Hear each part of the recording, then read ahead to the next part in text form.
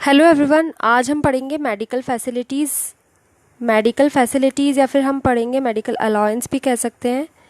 So guys, medical allowance हमको India में भी मिल सकता है और आउटसाइड इंडिया भी मिल सकता है।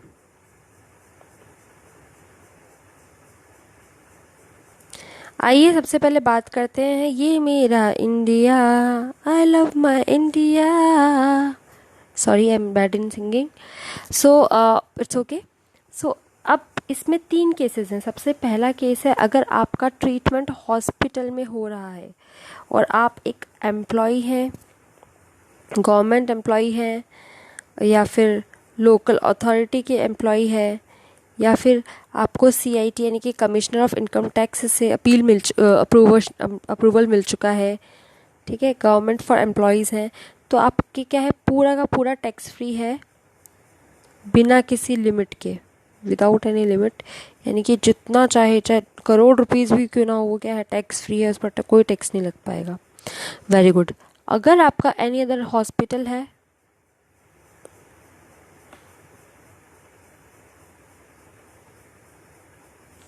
एनी अदर हॉस्पिटल है,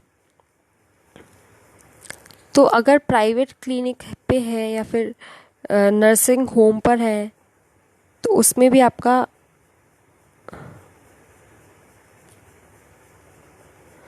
तो ऐसे केस में आपका 15,000 तक का टैक्स फ्री है। यानी कि इसके बाद अगर कुछ अमाउंट होता है 15,000 के बाद, तो वो क्या हो जाएगा, टैक्सेबल परक्साइट हो जाएगा, टैक्सेबल हो जाएगा। चलिए आगे, इसके बाद अगर हेल्थ इंश्योरेंस प्रीमियम है,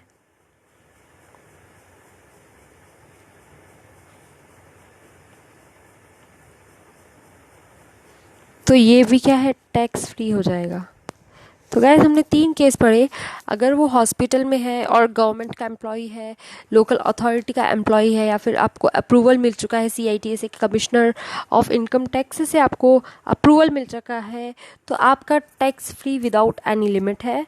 अगर आप किसी प्राइवेट उससे अपना इलाज करवाते हो, दूसरे हॉस्पिटल से अपना इलाज करवाते हो, तो अगर प्राइवेट क्लिनिक है या फिर नर्सिंग होम है, तो 1,50,000 sorry, I am so sorry, 15,000 तक का आपको एग्जाम्प्ट होगा, और उसके ऊपर अगर अमाउंट जाता है तो वो पूरा का पूरा टैक्सेबल होगा। इसके अलावा साथ ही हमने पढ़ा था हेल्थ इंश्योरेंस प्रीमियम, वो भी पूरा का पूरा टैक्स फ्री है। ठीक है, आइए अब आगे आते हैं। ये तो था इंडिया की बात। Outside India, so outside India में भी तीन केस हैं। मेडिकल ट्रीटमेंट एक्सपेंस है सबसे पहला केस। अगर मेडिकल ट्रीटमेंट एक्सपेंस है, यानी कि आपको मेडिकल खरीदनी है, इतना एक्सपेंस आपको लग रहा है, तो जितना अमाउंट टैक्स फ्री कब होगा, कितना होगा टैक्स फ्री, एज पर परमिटेड बाय आरबीआई। आरबीआई ने जितना परमिशन दे रखा है उतना आपका टैक्स फ्री हो जाएगा। Very good.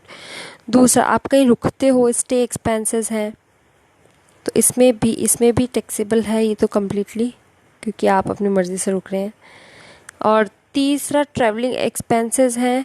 ट्रैवलिंग एक्सपेंसेस में पूरी तरह ट्रैवलिंग एक्सपेंस जो हैं वो पूरी तरह फ्री हैं। अगर इफ़ ये फ्री कब है, if gross total income exceeds does not exceeds 2 lakh rupees.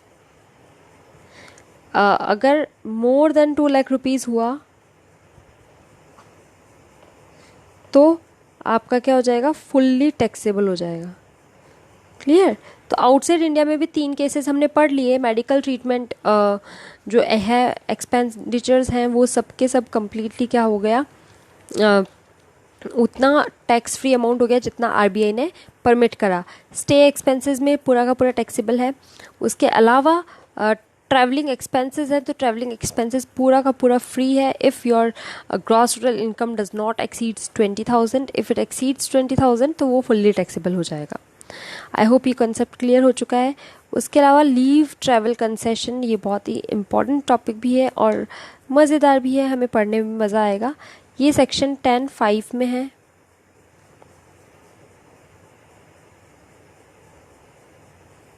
सो ये सेक्शन 10(5) में आता है।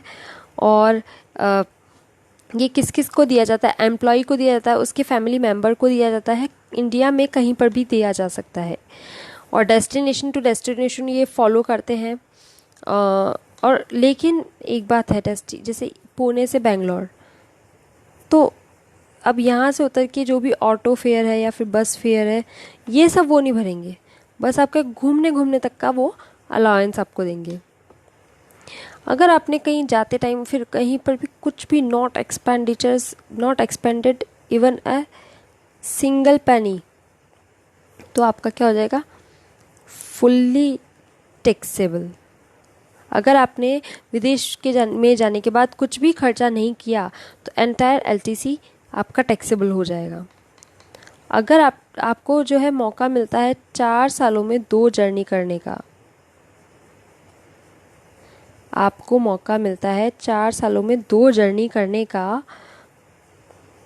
अगर 4 साल में 2 जर्नी नहीं हो पाती है, फॉर एग्जांपल एक हो गई दूसरी नहीं हुई, तो दूसरी आप क्या कर सकते हो? कैरी फॉरवर्ड कर सकते हो। एक्सपेंडिचर्स की बता रही हूँ मैं। और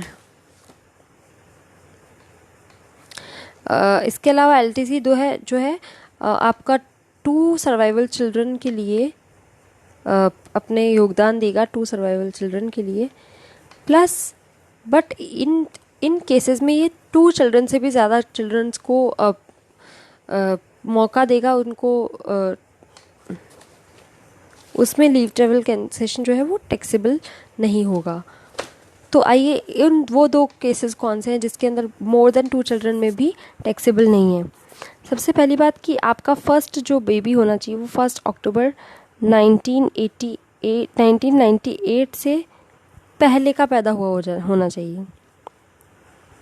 सो हम तो पहले की ही है, मैं 1995 बॉर्न हूँ फॉर एग्ज़ाम्पल, तो मैं पहले की हूँ।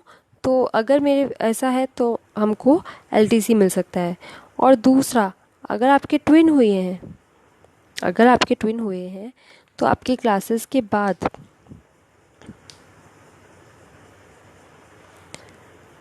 तो जैसे कि ट्विन बेबीज़ हुए हैं तो आप इन ट्विन्स को क्या करोगे? 1 ही मानोगे।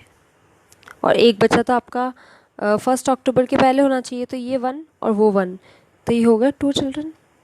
तो ये दोनों से मतलब है 3, लेकिन दोनों को मान लिए जाएंगे। Very good.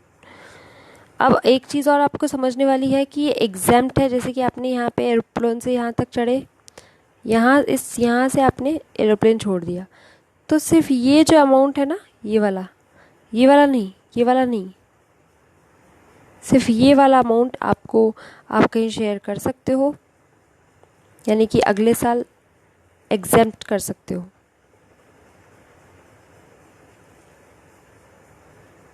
अगले साल नहीं, इसी साल एग्जैम्प्ट कर सकते हो। और इस साल नहीं होता एग्जैम्प्ट, मतलब आपने एक ही जर्नी करी, दूसरी जर्नी नहीं करी, तो दूसरी जर्नी को आप क्या करोगे? नेक्स्ट ईयर में कैरी फॉरवर्ड कर सकते हो। Very good. नेक्स्ट में हम पढ़ेंगे death come retirement benefits. Very good, thank you so much.